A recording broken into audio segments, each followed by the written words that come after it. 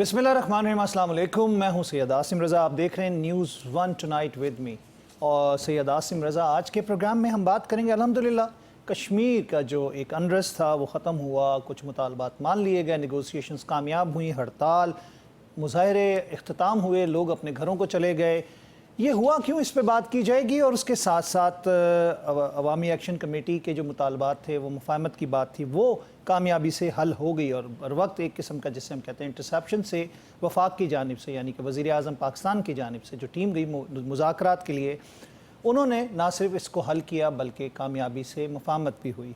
इसके साथ साथ हम बात करेंगे ऑपरेशन संदूर का दूसरा मरहला, जो ज़बानी कलामी गीदड़ घपकियाँ और जिसे हम कह सकते हैं ना कि धमकियाँ दी जा रही हैं भारत की जानिब से, उनके आर्मी चीफ़ की जानिब से, उनके डिफेंस मिनिस्टर की जानिब से, राजनाथ सिंह की जानिब से, और उनके एयरफोर्स चीफ़ को फिर ख्याल आ गया 90 दिन के बाद, जैसे वो जागे थे पहले, अब के जी हमने उनके पाकिस्तान के कोई जहाज़ गिराए जिसका एक का सबूत वो नहीं दे सके। इन हवालों से बात की जाएगी। फिर गज़ा के हवाले से भी देखते हैं हम मनसूबे पर अमल दरामद होगा कि नहीं होगा।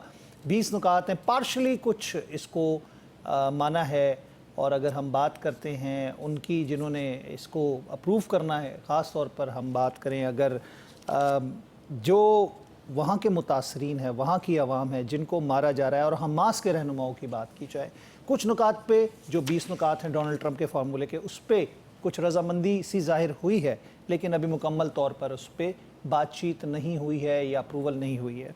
प्रोग्राम के पहले हिस्से में हमारे साथ मौजूद हैं ब्रिगेडियर रिटायर्ड मसूद अहमद खान साहब, दिफाई तज्जियाकार हैं। खुशामदीद कहते हैं डॉक्टर ब्रिगेड साहब आपको। बहुत शुक्रिया।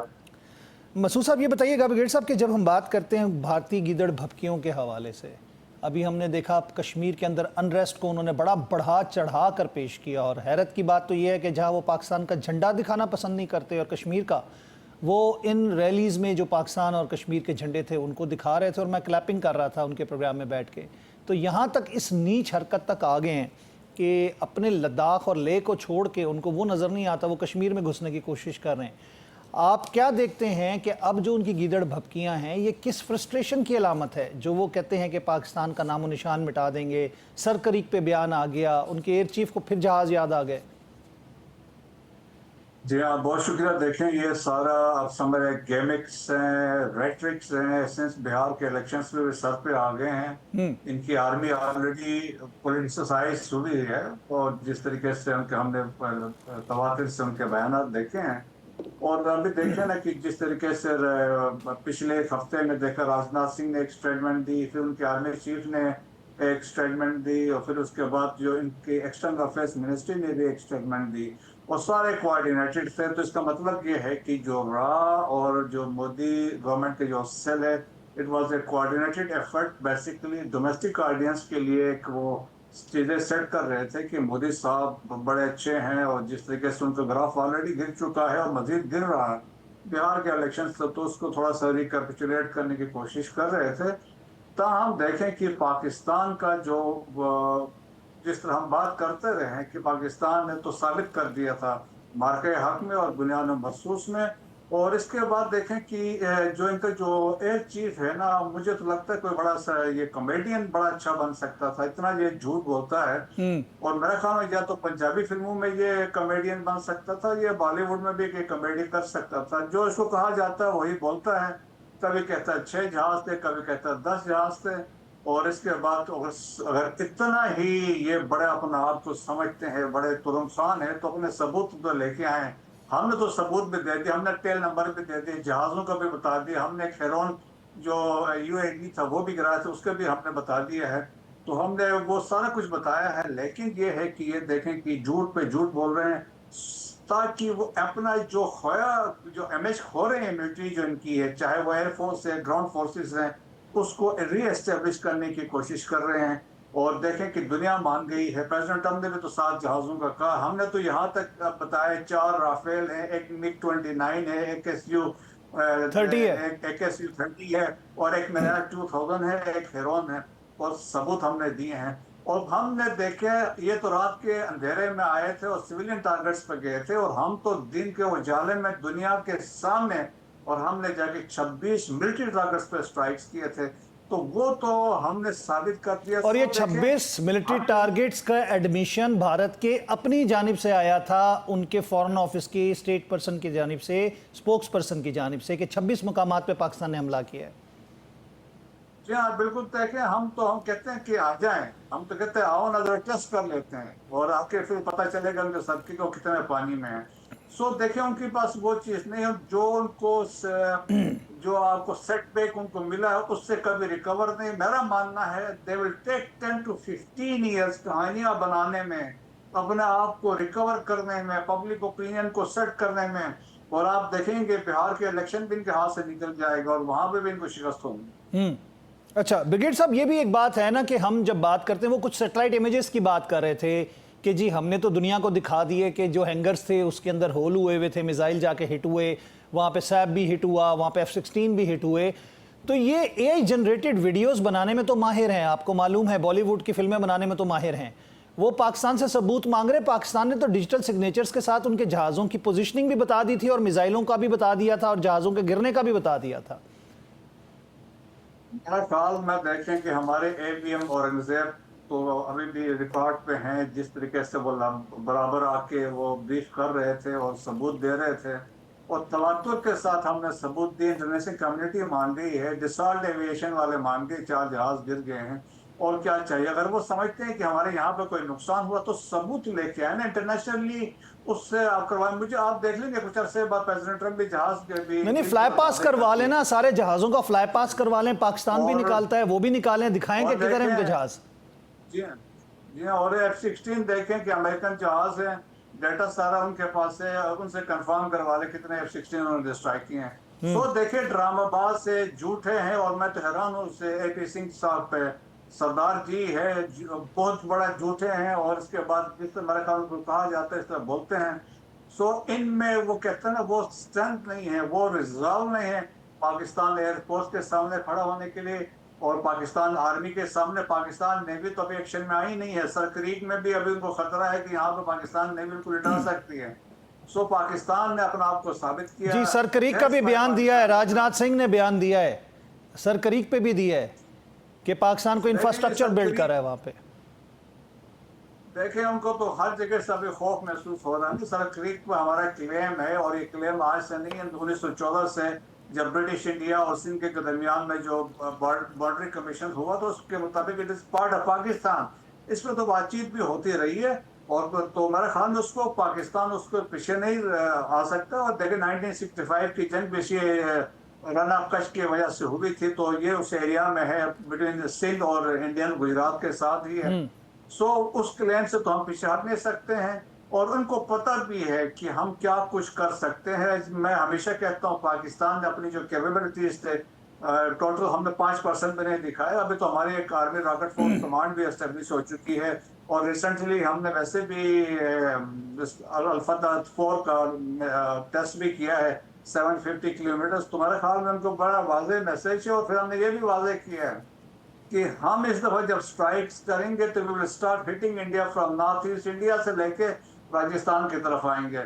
मेरा ख्याल में उनको चीजें क्लियर कट पता है कि हम क्या कुछ कर सकते हैं। They understand our capabilities. जी, DGISPR भी यही कहते हैं कि हम इनको पीछे से मारना शुरू करेंगे और इनको मारते मारते इनके अंदर घुसेंगे, यही बात करते हैं।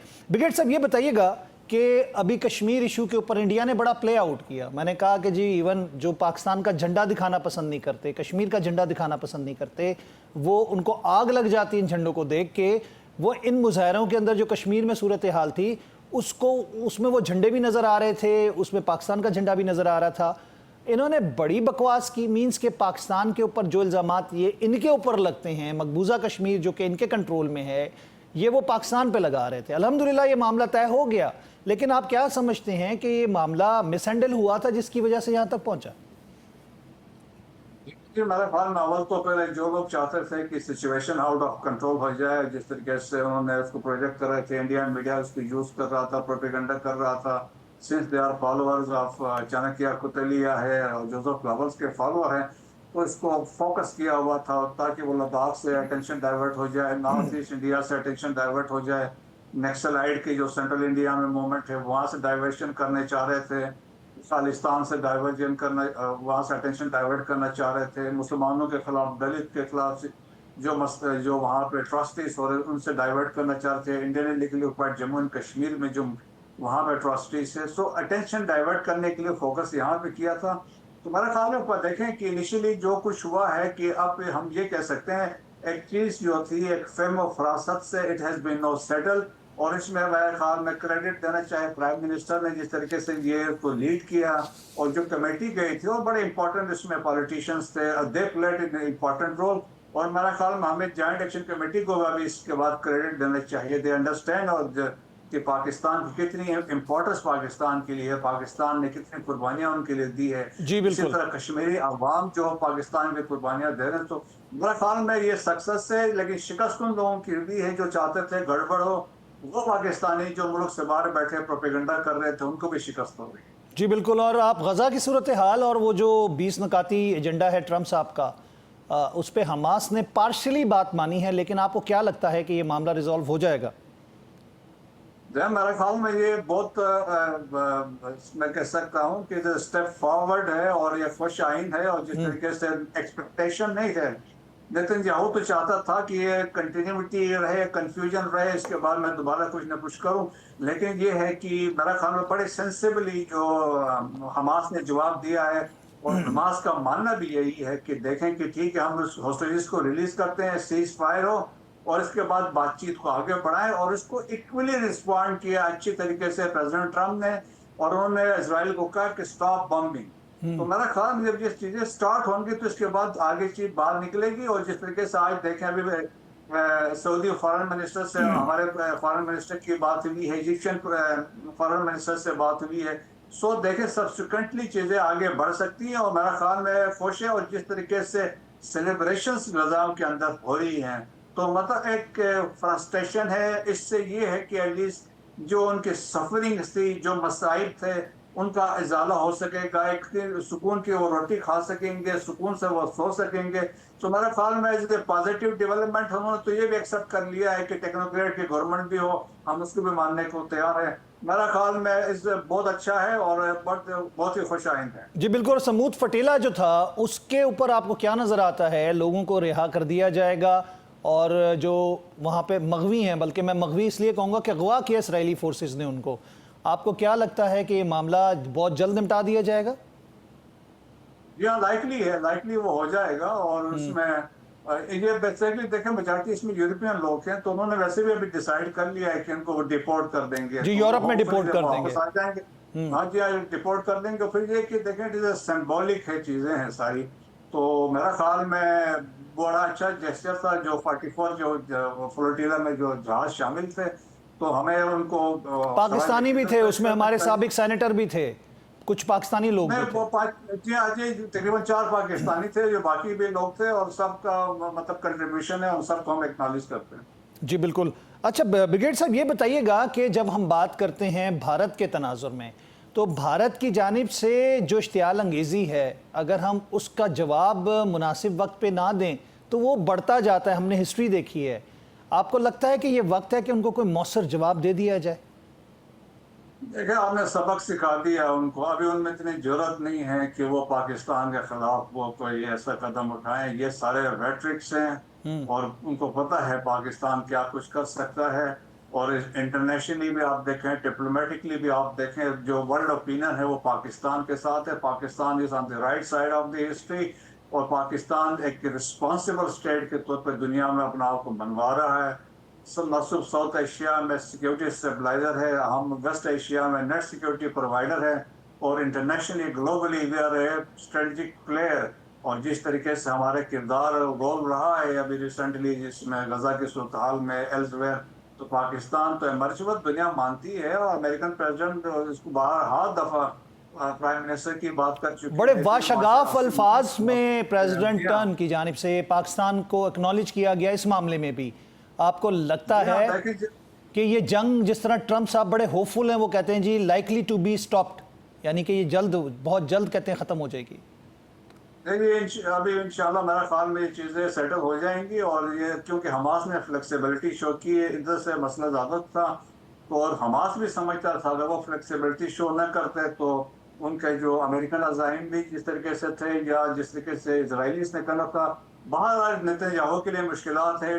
ये जो मसला होगा वाटरलू साबित होगा, क्योंकि फार राइट पर उन्होंने इसको एक्सेप्ट नहीं किया है। फार राइट का कहना था कि आप जो है कि ऑक्युपेशन करें, एनेक्सेशन करें और एथनिक जेनोसाइड करें, तो वो तो हो नहीं सका। तो मेरा ख्याल है नेतन्याहू के लिए मुश्किलात पैदा हो। बहुत बहुत शुक्रिया ब्रिगेड साहब, थैंक यू वेरी मच। आपने अपना कीमती वक्त दिया, अपनी राय का इजहार किया। नाज़रीन, यहाँ पे हम वक्फा लेंगे, अपने दूसरे गेस्ट के साथ फिर हाजिर होते हैं। मैं लेता हूँ वक्फा।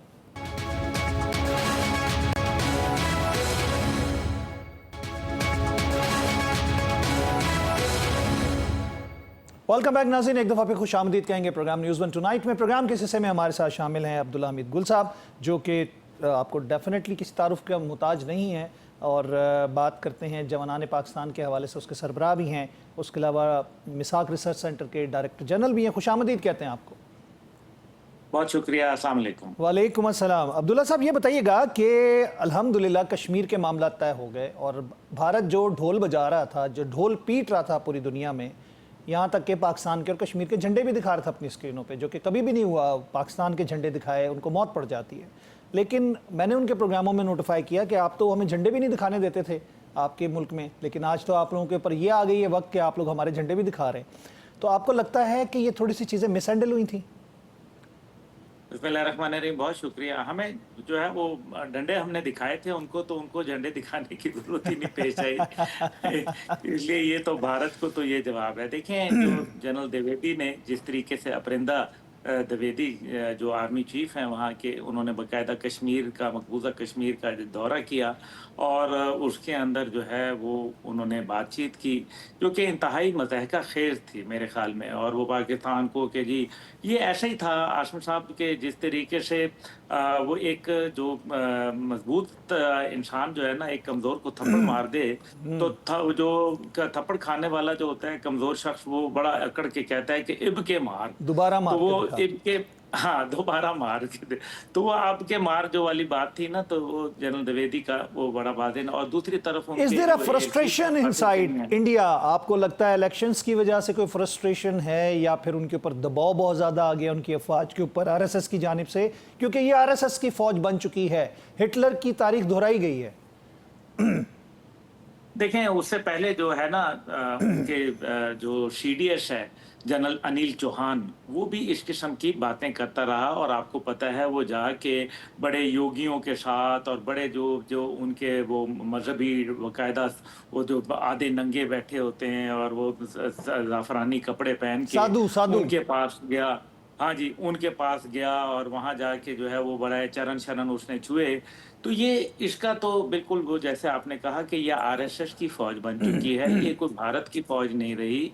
ये खास पार्टी को रिप्रेजेंट कर रही है, एक खास माइंडसेट को जो है वो कर रही है।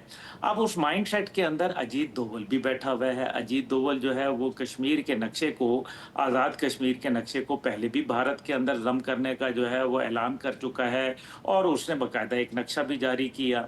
अब उस सारे सिलसिले के अंदर भारत जो था वो सोशल मीडिया के जरिए बाकायदा एक मुहिम चला रहा था, जिसके अंदर ज़्यादातर वो लोग कश्मीरी थे जो पाकिस्तान से बाहर बैठे हुए हैं, और उनके जहनों को जो है बाकायदा जो है उनके साथ खेला जा रहा था। अब ये एक खतीर रकम थी, तकरीबन 12 अरब रुपया पिछले 3 साल के अंदर जो है वो लगाए गए। अब यहाँ आप देखें मौजूदा सूरत हाल के अंदर के वो कहता है कि जी मैं पाकिस्तान के नक्शे कोई दुनिया से मिटा दूंगा। ये जनरल द्विवेदी जो उनका आर्मी चीफ है, ये वाहियात गुफ्तगू वो कर रहा था। असल बात क्या है? असल बात यह है कि जब बराह रास्त जो है जंग के अंदर वो पाकिस्तान को शिकस्त ना दे पाए, तो अब अपनी प्रॉक्सीज के ज़रिए, अपने सियासी इंतकाम के ज़रिए, या दीगर ऐसे ओछे हथकंडों के ज़रिए, दहशत गर्दों के ज़रिए बलूचिस्तान और खैबर पख्तूनख्वा के अंदर वो किरदार अदा कर रहे हैं। सबको पता है, कोई ढकी छुपी बात ही नहीं रही। और फिर ख़ास तौर पर अगर आप देखें माजी के अंदर, तो 151 पेजेस का डोजियर नवाज शरीफ साहब की हुकूमत में पेश हुआ था, जिसके अंदर यूनाइटेड नेशन में कहा गया था कि भारत जो है बराह रास्त जो है मुलविस है बलूचिस्तान में दहशतगर्दी के पीछे, लेकिन उसके ऊपर आलमी बरादरी खामोश रही, क्योंकि भारत की गुड्डी जो थी वो चढ़ी हुई थी तब। अब भारत की गुड्डी आहिस्ता आहिस्ता जो है वो उतर रही है, जवाल पजीर हो रही है। अभी देखें ना, इनके बेचारों के और बहुत सारे मसले हैं। इनके ट्रंप इनको बेइज्जत करता है, ट्रंप बेइज्जत करता है हारिस रऊफ के जरिए, जब वो इशारा करता है 6 ज़ीरो का तो वो उसके ऊपर बेइज्जती हो जाती है। फिर इसी तरीके से जब वो मोहसिन नकवी साहब जो है वो ट्रॉफी नहीं देते। अब इन्होंने बड़ा खतरनाक प्लान बनाया, मैं आपको ये बताना चाहता हूँ, भारत का इंतहाई खतरनाक प्लान है। बादलों के अंदर छुप के आएंगे उनके जहाज, क्योंकि रेडार वेडार तो रहे नहीं। मोदी साहब ने यही कहा था ना, बादलों में छुप के आएंगे जहाज, छुप करके यहाँ कमांडो करेंगे, ट्रॉफी उठाएंगे और चलते बनेंगे। हजूर, ये पाकिस्तान है। हमने आपकी पहले भी खातिर मदारत में अगर कोई कमी शमी रह गई है तो अब के आप आके देखें, इंशाल्लाह ताला हम पूरी तसल्ली से आपको दावत शिराज करेंगे आपके साथ। अच्छा, ये तो हो गया एक जो कपाट। अभी मसला यहाँ ये है कि जो कश्मीर के अंदर हुआ, ये बड़ा अहम तरीन बात है।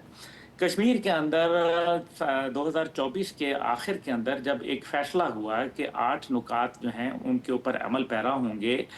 अब मसला यहाँ यह है कि विद रिस्पेक्ट्स देखें, जब हुकूमत आज़ाद कश्मीर की कमियां हैं, कोताहियां हैं, मिसहैंडल हुआ है जो जी जी, और पाकिस्तान में जो कश्मीर अफेयर्स को लोग देख रहे हैं, जो मैंने वफाकी हुकूमत में, वो जो है उन्होंने अपना किरदार अदा नहीं किया। नतीजा ये हुआ कि ये समझा कि वक्ती तौर पर हम झूठे सच्चे मुआहदे कर लेंगे और फिर जो है फिर मामला चल सो चल। लेकिन कश्मीरी कौम जो है उसके साथ अभी ये मुआहदात पढ़ते हैं ना, तो हमें बड़ा अफसोस होता है कि वाकई अवामी मसाइल हैं। देखें, वो कहते हैं कि मिनिस्टरों की, मुशीरों की एक जो फौज जफर मौज है उनको ख़त्म किया जाए, उसको 20 नंबर जो है वो अफराद के ऊपर लेके जाया जाए। सेक्रेटरीज का जो एक बहुत बड़ा सिलसिला मौजूद है वो भी ख़त्म किया जाए, मुराद ख़त्म की जाए। एजुकेशन के हवाले से उन्होंने कहा है 2 मुख्तलिफ बोर्ड बनाए जाएं। एयरपोर्ट पूरे आज़ाद कश्मीर में हजूर कोई एक ऑपरेशनल एयरपोर्ट नहीं है, ये गलत है। पाकिस्तान से बहुत सारे लोग हैं जो बेचारे बाहर रहते हैं, ज़्यादातर कश्मीरी जो मीरपुर वगैरह में रहते हैं, या वो लाहौर में आते हैं रुकते हैं, या सियालकोट रुकते हैं, या फिर जो है वो इस्लामाबाद आके फ़्लाइट उनकी रुकती है। बेचारे जाएं तो जाए कहाँ। ये चीज़ें जेन्युइन है। रोडों का हाल बुरा, वहाँ सड़कों का जो है सत्यानाश, वहाँ इंफ्रास्ट्रक्चर नहीं है। अभी बिजली की फराहमी के लिए पाकिस्तान ने पैसे उनको कहे हैं कि हम आपको देंगे, अब वो इसी तरीके से जो बिजली की तरसील है वो सही नहीं है। छोटी सी आबादी है, बमुश्किल 40 लाख लोग बसते हैं, और बजट जो है वो उनके ऊपर खर्च ही नहीं होता। फिर सबसे बढ़कर बात यह है कि सेहत के मसाइल बहुत हैं, सेहत के हवाले से कश्मीरी क़यादत तमाम जो है वो यहाँ बैठी है। मेरी गुजारिश है, देखें आसिम भाई, बात सही करनी चाहिए। हमारे इदारों को भी जो कौमी सलामती के हैं और हमारी रियासत को चाहिए कि उन लोगों की प्रोटेक्शन ना करें जो मतलब अवाम के हवाले से अच्छे जज्बात नहीं रखते या अवाम में गैर मकबूलियत इख्तियार करें। मैं बाखुदा आपको बताना चाहता हूँ, लोग अफवाज से प्यार करते हैं, लोग अपने इदारों से प्यार करते हैं, लेकिन क्योंकि ये बातें अब सोशल मीडिया पे आई हैं, अब्दुल्ला गुल के या आसिम रजा साहब के छुपाने से ये छुपेंगी नहीं। मसला यहाँ यह है कि ये सारी चीज़ें हमें भी सोचना चाहिए कि जो कमियां कोताहियां, जो मिस हैंडलिंग हमने की वो हमने गलत की। अब आप ये देखें कि इस मुआहदे के अंदर जो अभी हुआ, आपने देखा कि वो शौकत मीर साहब और दीगर बैठे हुए थे, पाकिस्तान की तरफ से तमाम जो वज़रा बैठे हुए थे, जो कमीशन बैठा था, इसमें आज़ाद कश्मीर के वज़ीर आज़म किधर थे? इसमें आज़ाद कश्मीर की क़यादत किधर थी? इसका मतलब है कि अवाम ने उनके साथ बैठने की भी जो है वो जो है चीज़ को पसंद नहीं किया। खुदा के लिए उन लोगों को प्रोटेक्ट मत किया जाए जो अवाम की जो नुमाइंदगी नहीं कर रहे, जो मिस हैंडल कर रहे हैं चीज़ों को। They may be very good people but you know they are not serving. लेकिन अब्दुल्ला साहब, इसमें कुछ नुकात ऐसे थे जो काबिल एतराज़ भी थे, जिसमें 12 नशस्तों की बात की जा रही है। उसके अलावा कुछ और पॉइंट्स थे जो मुज़ाकरात से नहीं, तरमीम से, आईनी तरमीम से हल होंगे। उनकी एक असम्बली है, उसके तरमीम के ज़रिए की जा सकती हैं। लेकिन कुछ पॉइंट ऐसे हैं जो कि नाकाबिले कबूल हैं। लाइक 12 सीटों की बात की जाती है, ये वो सीटें हैं जो जम्मू कश्मीर से हिजरत करके आने वाले लोगों के हवाले से है। देखें आसिम भाई, बात यह है कि मैं तो इसका हमेशा से हकदार हूँ, बड़ा स्ट्रॉन्ग सपोर्टर हूँ। अभी बल्कि मैंने कल परसों में जब जलसा किया है तो उसके अंदर यही बात कही है कि वो बेचारे तो मुहाजिर होके पाकिस्तान आए, पाकिस्तान में भी आप उनके साथ मुहाजिरों जैसा किरदार अदा कर रहे हैं, न करें, उनकी सीटें दिए, वो ऐसी कोई बात नहीं है, हमारे भाई हैं। 10-15 सीटों से 12 सीटों से कोई फर्क नहीं पड़ता हजूर, दिल बड़ा रखें। ये हम अच्छे लोग नहीं हैं, हम मेहमान नवाज लोग हैं, मकबूजा हमें अंसारे कश्मीर मदीना की का किरदार अदा रिप्रेजेंटेशन है, करना है। ये जी लाजमी है कश्मीर कश्मीर कॉज के हवाले हाँ, से। और वो देखिए ना, कश्मीरी कहते हैं कि हम पाकिस्तानी हैं, पाकिस्तान पाकिस्तान हमारा है, तो हमारा भी कुछ फर्ज है, इसलिए दिल बड़ा करें। दूसरी जानिब जो है वो जिस तरह से शौकत मीर साहब ने ये बात कही कि जनाब हम तीसरे मुल्क को जो है वो नहीं घुसने देंगे, ये बहुत अच्छी बात है, लेकिन साथ ही साथ अब ज्वाइंट एक्शन कमेटी को जो है वो ये भी चाहिए कि उन लोगों का भी जो है वो एहतसाब करें जिन लोगों ने पाकिस्तान मुखालिफ नारे लगाए, जिन्होंने अफवाज मुखालिफ नारे लगाए। हमें ये भी सोचना है कि ज्वाइंट एक्शन कमेटी जो है वो एक बयानिया दे। मैं ये डिमांड करता हूँ न्यूज़ वन के ज़रिए, आसिम रज़ा साहब के प्रोग्राम के ज़रिए, कि जनाब आप कोई भारत मुर्दाबाद का भी नारा लगाएं। आप जो है वो आपके जो भाई बंदों को वहाँ कश्मीर के अंदर शहीद किया जा रहा है, भारतीय रियासत की जानिब से जुल्म सितम हो रहे हैं, उनके खिलाफ भी आवाज़ बुलंद करें। आप जो है वो मार्का हक में पाकिस्तान की या यासीन मलिक के हक में कोई मुजाहरा करते तो पूरी दुनिया दिखाती। जी, फलस्तीन के हक में मुजाहरा करें, क्योंकि आपका और फलस्तीन का केस मोर और लेस एक जैसा ही है। तो मेहरबानी करें कि आप ये भी चीजें करें, क्योंकि इससे फिर वरना बहुत सारे सवालिया निशान जो है आप पर खड़े हो जाते हैं। इसलिए जो अभी फैसला हुआ है इसको मैंने करना चाहिए है अमल, लेकिन साथ ही साथ जो है वो एक बहुत बड़ा सवालिया निशान ये पैदा हो गया कि जॉइंट एक्शन कमेटी जो है वो बराह रास्त बैठी। इसके अंदर जैसे आपने देखा कि ये आईनी तरमीमें हैं जो आपने फरमाया। अब आईनी तरमीम में तहरीक जवानान कश्मीर जो कि मेरी पार्टी है वो भी शामिल है, उसके अंदर वहाँ जो दीगर सियासी पार्टियां हैं वो भी शामिल हैं। उन स्टेक होल्डर्स को आप जो है साइड लाइन करके किरदार नहीं अदा कर सकते, तो उसमें वक्त लगता है। उसके अंदर बहुत सारे पहलू हैं जिनका गौर करना चाहिए, जिनके ऊपर अफाम तफहीम के साथ इत्तफाक राय अच्छा करनी चाहिए। अब्दुल्ला, आपने अभी फ़लस्तीन का जिक्र किया, चलेगा ना काम। फ़लस्तीन की सूरत हाल के हवाले से एक पेशरफ्त हमें नज़र आ रही है कि ट्रंप साहब का 20 नकाती जो प्रोग्राम है या एजेंडा है उसको सेमी हमास ने कबूल किया है, कुछ शराइत को उन्होंने नामंजूर किया है या उस पर सोच विचार की जा रही है। क्या लग रहा है आपको कि अमन कायम हो जाएगा गजा में? आसिम साहब, नहीं, अमन तो कायम मुझे नहीं लग रहा, अल्लाह करे। मैं तो ये चाहता हूँ, सबसे पहले चाहूँगा कि जी अमन कायम हो, वहाँ लोगों को सप्लाईज मिलें, लोगों को वहाँ जो फोर्स डिस्प्लेसमेंट है वो बंद हो जाए, ब्लड शेड ख़त्म हो जाए। लेकिन मुझे ऐसा महसूस हो रहा है, देखिए हमास जो था वो एक फरीक था, आपने उस फरीक को शामिल नहीं किया। ट्रंप की धमकियों से भी बात नहीं बनी। जो 21वां नुक्ता, जो कि वाहिद नुक्ता फ़लस्तीन के हवाले से था जिसमें उसको रियासत के तौर पर तस्लीम किया जाना था, वो तो नेतन्याहू ने ख़त्म करवा दिया। तो हमास क्या करता, मरता क्या ना करता। अब जो हमास ने अपनी कुछ चीज़ें जो हैं वो पेश की हैं, और ख़ुद हमारे पाकिस्तान के नायब वज़ीर आज़म साहब ये फ्लोर ऑफ द हाउस पे कल उन्होंने कहा, कल बयान दे रहे थे, जनाब जो पाकिस्तान ने जो वो नुकात रखे थे वो नुकात तो इसमें मौजूद ही नहीं है, तो वो शामिल होने चाहिए। तो फिर जब एक मुआहदा होता है इंटरनेशनल सतह का जिसमें पूरे ओआईसी के मुमालिक शामिल होते हैं, तो फिर हम इंडोर्स क्यों कर रहे हैं उसको? अगर हमारे नुकात शामिल नहीं है तो हम क्यों इंडोर्स कर रहे हैं? Exactly what I am saying कि हम जब वो मुआहदा में से एक भी शिक खत्म हो जाए या एक लफ्ज का हेर फेर हो जाए तो वो मुआहदा जो है वो काबिल अमल नहीं रह जाता। इसलिए हम पता नहीं क्यों इतने जो है वो गिर रहे हैं कि कैसी सूरत ये मुआहदा कर लें। हमें उनके ट्रंप के ट्रैप में नहीं आना चाहिए। हमें ये देखना चाहिए कि फरीकैन के अंदर यूनाइटेड नेशन जनरल असेंबली के अंदर भी जो है महमूद अब्बास तो उनका चहेता था, उसको इजाज़त नहीं मिली, जो है वीज़ा नहीं दिया गया।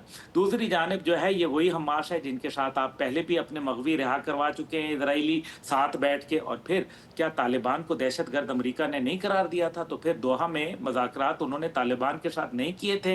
तो ये हमास एक रियलिटी है। अगर फ़लस्तीन की कोई बराह रास्त फौज नहीं है तो हमास जो है वो वहाँ बैठा है। दूसरी जानिब जो है आप देखें कि किस तरीके से मुआहदे के 48 घंटे के अंदर ही जब ये डोनाल्ड ट्रंप और नेतन्याहू ने जो है ऐलान किया तो उसके 48 घंटे में आपने जो है फिर जो है वो सैकड़ों जो फलस्तीनी थे उनको शहीद कर कत्लेआम दिया। शुरू कर दिया।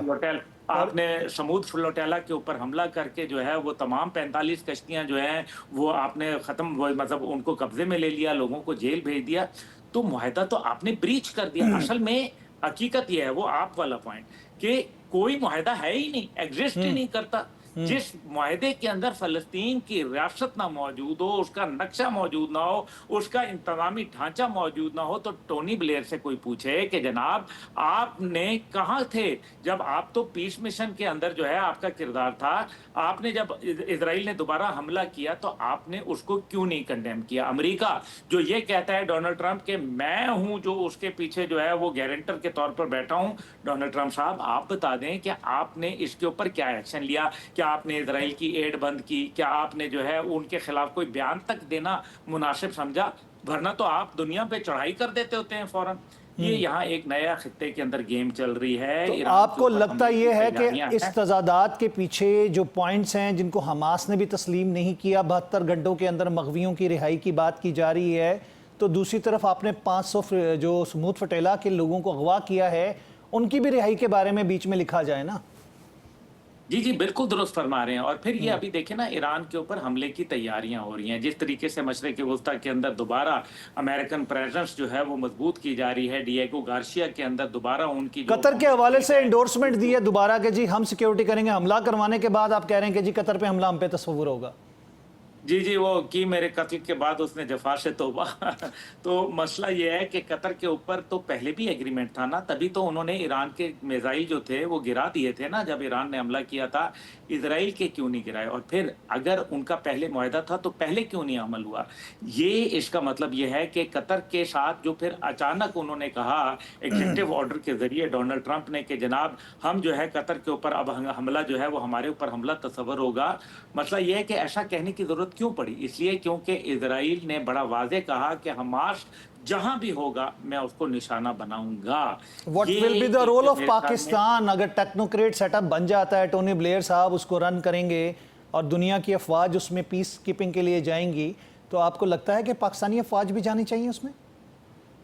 देखें कौन सी पीस कीपिंग? आप कहीं ऐसा तो नहीं कि ये आप पीस इसलिए करवाना चाहते हैं कि हमास के हाथ बांधना चाहते हैं? अगर हमास के हाथ बांधना चाहते हैं और हमास को हाथ पैर बांध के इजराइल के सामने पेश करना चाहते हैं तो ऐसी कोई फोर्स जो है उसका कोई फायदा नहीं होगा, बल्कि उल्टा नुकसान होगा। दूसरी जानिब है पाकिस्तान को अपनी पोजीशन वादे करनी चाहिए इजराइल के हवाले से। देखें इशहाक डार साहब ने बिल्कुल वादे कहा कि कायदे आज़म की पॉलिसी जो फ़लस्तीन पे थी उस पर कोई रद्द-ओ-अमल ने जो है वो रद्द-ओ-बदल नहीं है। रद्द-ओ-बदल नहीं है। लेकिन मुझे ये बताएं कि कायदे आज़म की फ़लस्तीन की पॉलिसी का जिक्र किया जा रहा है, कायदे आज़म की इजराइल मुतालिक पॉलिसी के ऊपर क्यों नहीं बात की जा रही? क्या वजह है कि तमाम मुल्क में पोस्टर लग चुके हैं और वहाँ बड़ी तारीफों की बातें हो रही हैं? फिर सबसे बड़ी बात यह है कि 20 नुकात जो है जब वो नाफिजुल अमल ही नहीं रहे, उनका बुनियादी ब्रीच हो गया, तो फिर पाकिस्तान इस हिनकते भिनकते मुआहदे के साथ क्यों अपने आप को बांध के, सवाए इसके कि एक मेरे ख्याल में अपने लिए हजीमत का शिकार बनेंगे, हमें इससे कुछ भी नहीं मिलेगा। वक्त गुजरने दें, थोड़ा सा देखें, हाँ अपनी अमन की कोशिशें जारी रखें। असल एक ही बात है, इजराइल ने अगर कोई जसारत की तो फिर बड़ा दो टोक फैसला कुन जो है बात आनी चाहिए।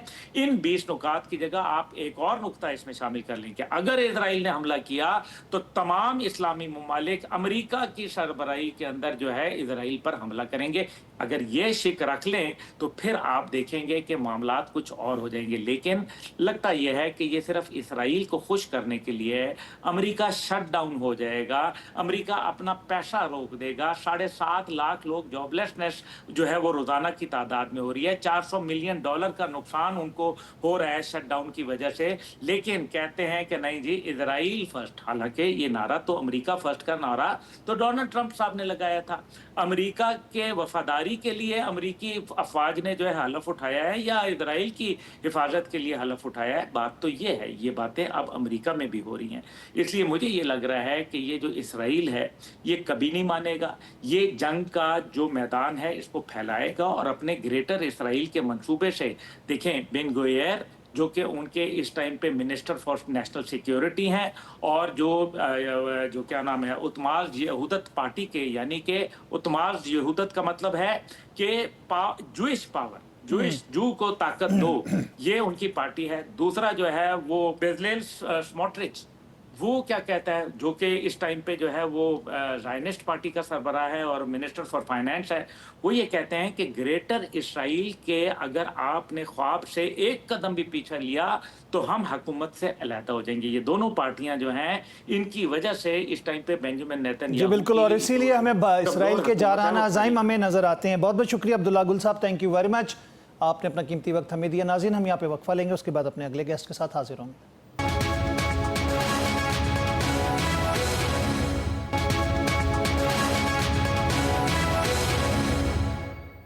वेलकम बैक नाज़रीन, एक दफ़ा पे खुश आमदीद कहेंगे। प्रोग्राम के हिस्से में हमें ज्वाइन करें जावेद राना साहब, इंटरनेशनल एक्सपर्ट हैं, बैनुल-अक़वामी अमूर के माहिर भी हैं। अस्सलाम वालेकुम जावेद साहब, खुश आमदीद कहते हैं। मिडल ईस्ट की सिचुएशन जो इस वक्त हमें नज़र आ रही है जावेद साहब, हमें नज़र आया कि 20 नकाती प्रपोजल दिया गया डोनाल्ड ट्रंप की जानिब से, हमास ने सहमी उसको एग्री किया है। आपको क्या लगता है कि ये एग्रीमेंट हो जाएगा, कुछ पीस बनता नज़र आएगा? मुझे काफ़ी शकुक शुबहात हैं, क्योंकि इस एग्रीमेंट को तोड़ने में जो सबसे बड़ी जो सबोताज इसको कर सकता है वो नेतन्याहू है। बिकॉज नेतन्याहू नहीं चाहता, वो ऑलरेडी एक प्लान पे काम कर रहे थे कि तमाम फ़लस्तीनियों को वहाँ से निकाला जाए, वहाँ पे सेटलमेंट्स बनाई जाए। तो डोनाल्ड ट्रंप ने उसको कान से पकड़ के कहा कि नहीं जी आप ये करें। अब मसला ये है कि हमास ने उसको बहुत टैक्टफुली हैंडल किया है। हमास ने ये नहीं कहा कि हम इसको रद्द करते हैं, लेकिन हमास ने एक्चुअली बहुत सारी टर्म्स एंड कंडीशन जो कि वो मान सकते थे, लाइक जो कैप्टिव्स हैं, जो जंगी कैदी हैं, उनको वो वापस करने के लिए तैयार हैं, जो डेड बॉडीज़ हैं उनको वापस करने के लिए तैयार हैं। साथ ये कह रहे हैं कि जो बाकी मामलात हैं हम उसके ऊपर मुज़ाकरात करते हैं। और साथ जो बात उन्होंने बड़ी अहम की, जो उनकी बड़ी पुरानी पोजीशन है, कि हम अपना इक़्तिदार जो है वो फ़लस्तीनियन ग्रुप्स को किसी को भी देने के लिए तैयार हैं जिसके ऊपर फ़लस्तीनियों का कंसेंसस हो। तो मेरा ख्याल ये है कि जो हमास है वो अपने आप को डिसआर्म नहीं करेगा। जब मुज़ाकरात होंगे तो वो ये कहेगा कि ठीक है, हम अपने हथियार जो हैं, मामला जो है वो बाकी फ़लस्तीनी ग्रुप को दे देते हैं, ये जो पीस बोर्ड बनाया हुआ है इसको ख़त्म करें। अगर ये चलेगा तो टोनी ब्लेयर नहीं आएगा, कोई फॉरेनर्स नहीं आएंगे, फ़लस्तीनियों को गवर्न करने दिया जाए। और फिर सबसे बड़ा मसला जो ये है कि गज़ा जो है गुज़श्ता 25 साल से एक कंसंट्रेशन कैंप के तौर पे काम कर रहा है, कि किस तरह अभी इसराइल की जो फ़ौजें हैं उसको जेन्युइनली विड्रॉ हों। आज भी देख लें, जो लोग फ़लस्तीनी जो नॉर्दर्न गज़ा है वहाँ वापस जाने की कोशिश कर रहे थे उनको शहीद कर दिया गया। मतलब ये कहने का कि जो इसराइल अपनी डिप्लॉयमेंट जो है वो ख़त्म नहीं करेगा। ये सारी की सारी टेक्टिकल अप्रोच है। और सबसे बड़ी बात यह है कि जो हमास ने जो बात डोनाल्ड ट्रंप ने अपनी प्रेस टॉक में कही है कि अब ये जिम्मेदारी जो है मुस्लिम आर्मीज़ की होगी कि वो किस तरह हमास को ख़त्म करते हैं, डिसआर्म करते हैं, और किस तरह उसकी जो टनल्स हैं वो ख़त्म करते हैं। यानी जो काम इसराइल नहीं कर सका 2 सालों में, अब वो पाकिस्तान या कोई मिस्र की वहाँ पे फौजें जाएं और उसको करें।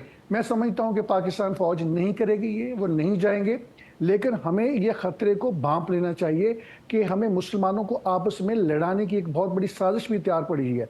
तो किसी भी सूरत में, क्योंकि ये बुनियादी तौर पे फ़लस्तीनी इशू है, और अगर हमास तैयार हो रहा है इक़्तिदार छोड़ने के लिए तो वो फ़लस्तीनियों को देना चाह रहा है। वो इक़्तिदार जो है वो इसराइलियों को या किसी मगरब ज़्यादा जो टेक्नोक्रेट सेटअप को नहीं देना चाह रहा। ठीक है, वो उनको नहीं देना चाह रहा। ये एक बहुत बड़ा मसला है। अच्छा, इसमें ईरान का स्टांस आपको क्या लगता है? क्योंकि ईरान पे ही इल्ज़ाम लगता है कि हमास, हिज़्बुल्लाह या वहाँ पे जितनी भी रेजिस्टेंस मूवमेंट्स हैं वो ईरान की फंडिंग से या ईरान की सपोर्ट से चलती हैं।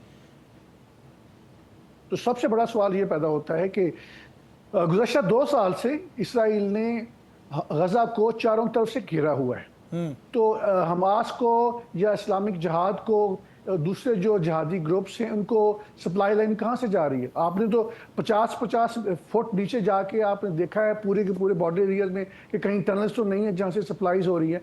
तो ये मेरा ख्याल है कि हमास ने समाउ द अदर अपना जो टनल नेटवर्क है वहाँ पे जो उनकी जो लोकल मैन्युफैक्चरिंग है, जिसमें रॉकेट्स लॉन्चर्स हैं, किसी न किसी शक्ल में उसको या तो बहुत बड़ी तादाद में जमा किया हुआ था या उसको वो बना रहे थे, या उनकी ऐसी टनल्स अभी भी मौजूद है जहाँ से सप्लाई लाइन हो रही है। लेकिन हमें ये बात भूलनी नहीं चाहिए कि ईरान की जो सप्लाई है वो अब तकरीबन नामुमकिन हो गई है, क्योंकि उसकी वजह यह है कि शाम के अंदर जो एक नई हुकूमत आ चुकी है और वो उसने सरेआम ये बात कही है कि हम यहाँ से इस शाम की सरजमीन को इसराइल के ख़िलाफ़ इस्तेमाल नहीं होने देंगे।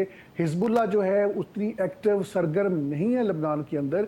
मेरा ख्याल ये कि ये खुद बहुत बड़ी बात है कि 2 सालों में जो हमास ने रेजिस्ट किया है और उनकी सप्लाईज बहुत कम थी। फ़लस्तीनियों ने ये अपनी जान दे दी है, लेकिन उन्होंने अपनी गैरत पे कम्प्रोमाइज़ नहीं किया, लेकिन उन्होंने अपने आप को डिसआर्म नहीं किया। जैसे भी थी उनकी रेजिस्टेंस जारी थी।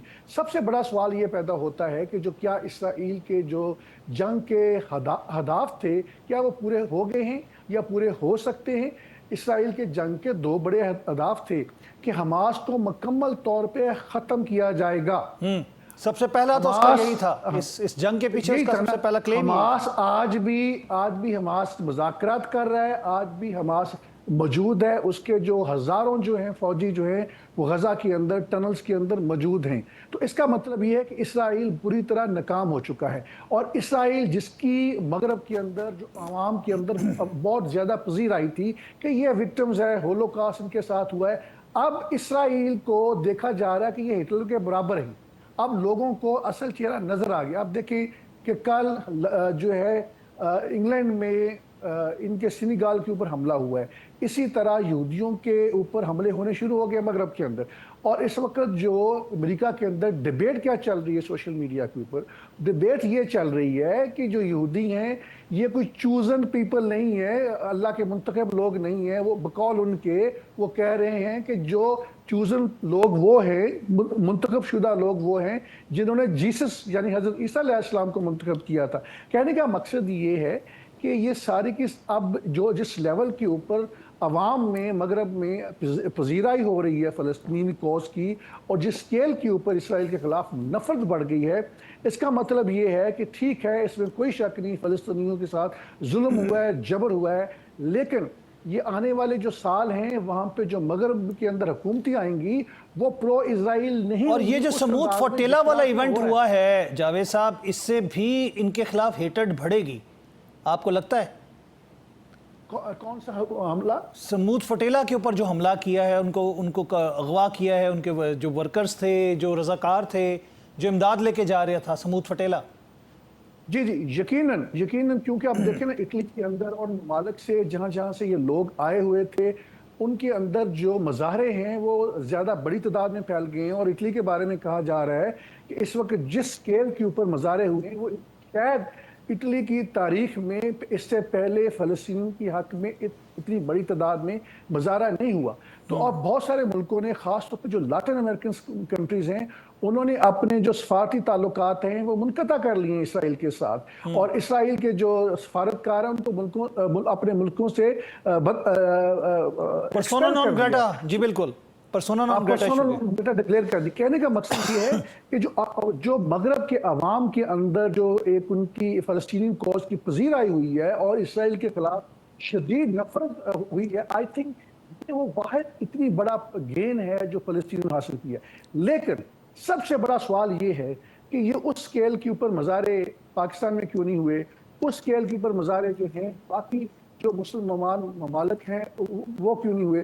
बगैर नाम लेते हुए मैं ये अर्ज करूंगा कि मोस्टली अरब ममालिक के अंदर जो मनॉर्स हैं उन्होंने प्रो पैलेस्टीनियन बाजारों पर ना सिर्फ पाबंदी लगाई, सोशल मीडिया के ऊपर आप नेतन्याहू को और इसराइल के खिलाफ तनकीद नहीं कर सकते। जिन लोगों ने तनकीद की उनको पाबंदे सलासिल कर दिया, जेल में डाल दिया गया। तो कहने का मकसद ये है कि हमें अपने गले में जरा देखना चाहिए कि आज भी हम फ़लस्तीनी कॉज के लिए उम्मीद कहाँ से लगाते हैं। जावेद साहब, जो दो फ्रिगेड बोट्स गई थी इटली और स्पेन के साथ, जो समूद फोटेला के साथ थी, जिसके मनाजिर भी हमने देखे सोशल मीडिया के ऊपर, उनका क्या काम था?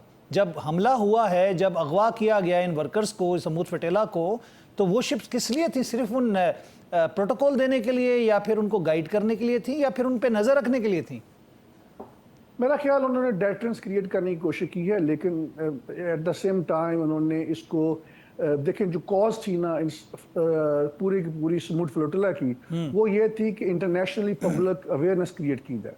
अगर कोई वहाँ पे एक्सचेंज ऑफ फायर हो जाता तो सूरत हाल यकसर बदल जाती। और जो बुनियादी चीज़ है, क्योंकि फ़लस्तीनियों की जो विक्टिमहुड का जो बुनियादी उनका मकसद था, उसमें वो पूरा हो गया है। जितनी अभी दो ये फ्लोटिला की शिप्स जो हैं 2 दफ़ा हुआ है, दोनों दफ़ा इसराइल ने बड़ी बर्बरियत से, ज़ालिमाना तरीके से सब जितने भी ह्यूमन राइट्स एक्टिविस्ट थे उनको गिरफ्तार कर लिया। लेकिन ये सारी चीज़ें रजिस्टर्ड हो रही हैं।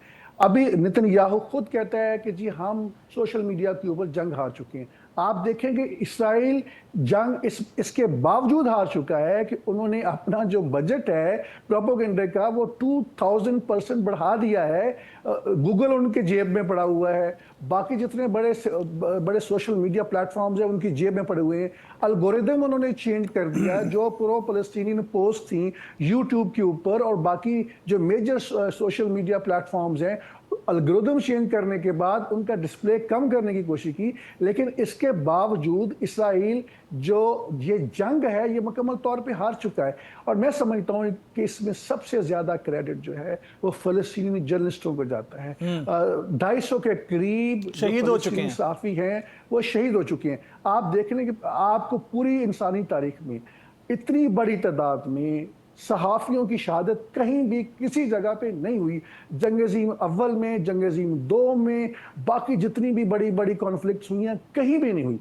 आप देखें कि इसका पूरा जो कल्चर ऑफ इम्प्यूनिटी है कि इजराइल को आप कुछ नहीं कर सकते। अब अमेरिका ने क्या किया, देखें ICC और जो ICJ है, जितनी जो इंटरनेशनल ट्रिब्यूनल्स हैं जिन्होंने इसको जेनोसाइड डिक्लेयर किया, जिन्होंने नेतन्याहू को उनके अरेस्ट वारंट इशू किए हैं, उनके खिलाफ माइक्रोसॉफ्ट ने क्या किया, उनके जो ईमेल सर्विस है उसको बैन कर दिया है। अमेरिका ने उन जजेस के खिलाफ पाबंदियां लगा दी हैं। और अब कहा जा रहा है कि पूरी जो पूरे का पूरा स्ट्रक्चर है ICC का और ICJ का, उसके ऊपर जो है वो पाबंदियां लगाने जा रहे हैं। और फिर जो उनका जो प्रोसिक्यूटर था उसके ऊपर एक मिसलीडिंग सेक्स स्कैंडल जो है उसकी बुनियाद के ऊपर उसको जो फोर्स लीव के ऊपर भिजवा दिया गया। कहने का मकसद ये है कि इतने स्केल के ऊपर आप प्रेशर टैक्टिक्स यूज कर रहे हैं तो क्या हुआ, उसका एक नेट रिजल्ट भी तो निकलना है ना। नेट रिजल्ट ये निकला है कि रशिया ने गेन किया है, चाइना ने तो बहुत ज्यादा गेन किया है। और जो इस वक्त अमेरिका का स्टेटस है वो कतई तौर पे सुपर पावर नहीं है। इस वक्त 3 बड़ी ग्रेट पावर्स हैं, रशिया है, चाइना है और अमेरिका है। और उसके अंदर चाइना जो है वो बहुत तेजी से लीड कर रहा है। मेरा ख्याल है कि आइंदा चंद सालों में आप देखेंगे कि चाइना जो है दुनिया की सबसे बड़ी इकोनॉमी होगा। और उन्होंने अपने आहिस्ता आहिस्ता वेपन्स को भी डिस्प्ले करना शुरू कर दिया। 20,000 किलोमीटर तक उनके जो वेपन्स हैं वो अमेरिका के ICBMs। जी बिल्कुल ठीक है, बहुत बहुत शुक्रिया जावेद साहब। Exactly, thank you very much. आपने अपना कीमती वक्त हमें दिया, अपनी आरा से हमें आगाह किया। नाज़रीन, वक्त आने वाला ज़रूर बताएगा कि फ़लस्तीनियों की कुर्बानियों के सिले में उनको आज़ादी के हवाले से जो उनकी जद्दोजहद है उसके हवाले से जितनी कुर्बानी वो दे चुके हैं और दे रहे हैं रोज़ाना घंटों के हिसाब से, तो उसको देखा जाए तो मेरा ख्याल है कि आज इसराइल का जो मौक़िफ़ है और इसराइल का जो स्ट्रेचर है बशमूल अमरीका के साथ, हम ये देखते हैं वो गिरता हुआ नज़र आता है। हज़ारों, लाखों, करोड़ों, अरबों रुपए लगाने के बावजूद यहाँ पर हम देख रहे हैं कि इसराइल के ऊपर पूरी दुनिया में ना सिर्फ मुजाहरे हो रहे हैं बल्कि उसके ऊपर क्रिटिसाइज़ किया जा रहा है। और ये एक मेरे ख्याल से उन शहीदों की जो कि शहीद हो रहे हैं फ़लस्तीन में, उनकी एक जिसे कह सकते हैं फ़तह है। और जहाँ तक बात है हम पाकिस्तान के हवाले से कहते हैं तो पाकिस्तान का हमेशा से एक मौक़िफ़ है और हमेशा वही रहेगा। फ़लस्तीन की रियासत को हवाले से जो 2 स्टेट थ्योरी है उसके ऊपर पाकिस्तान कायम है। मैं चाहूँगा आपसे इजाज़त, अल्लाह निगहबान।